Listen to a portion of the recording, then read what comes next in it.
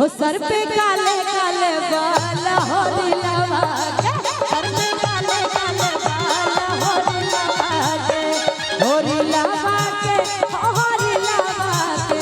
होरी लगा के होरी लगा के सर पे काले काले बाल होरी लगा के सर पे काले काले बाल होरी लगा के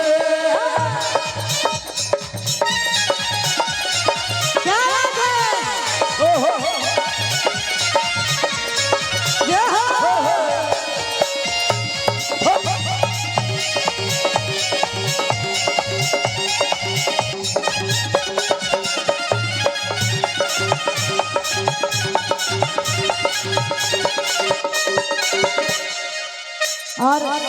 पहले गले मामी मौसी सब एक जगह बैसल छथिन तो कहबे कि होरिला के मौसी अरे छैल छबीली कियो देखे छे हिप्पी और काइट बैसल छथिन कि होरिला के मौसी अरे छैल छबीली असनो किरमो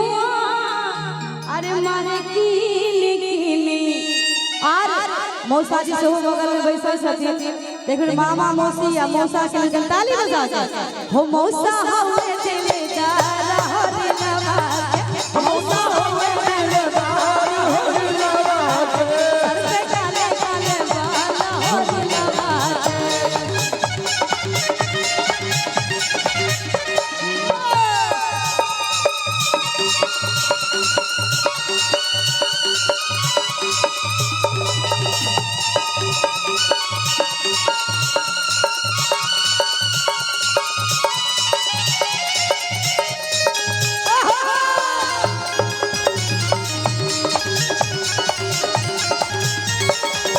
होरिला के मामी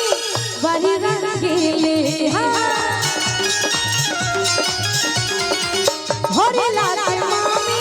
बड़ी रंगीले एक मिनट अरे होरिला के मामी बड़ी रंगीले कि जरदा मिला के पान खाए खिली खिली अरे हो मामा हवे कंजूस होरी लगा के मामा हवे कंजूस होरी लगा के मामा हवे कंजूस होरी लगा के याद जिया बोलिया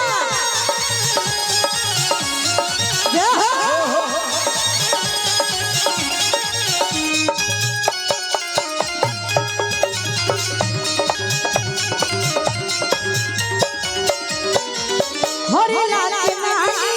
बड़ी सवखीन हो होरिला के नानी तो बैसल छल देखा गेल कि नानी नानी कि होरिला के नानी बड़ी सवखीन हो पेढ़ले बुढ़ारी में सारी रंगीन नाना जी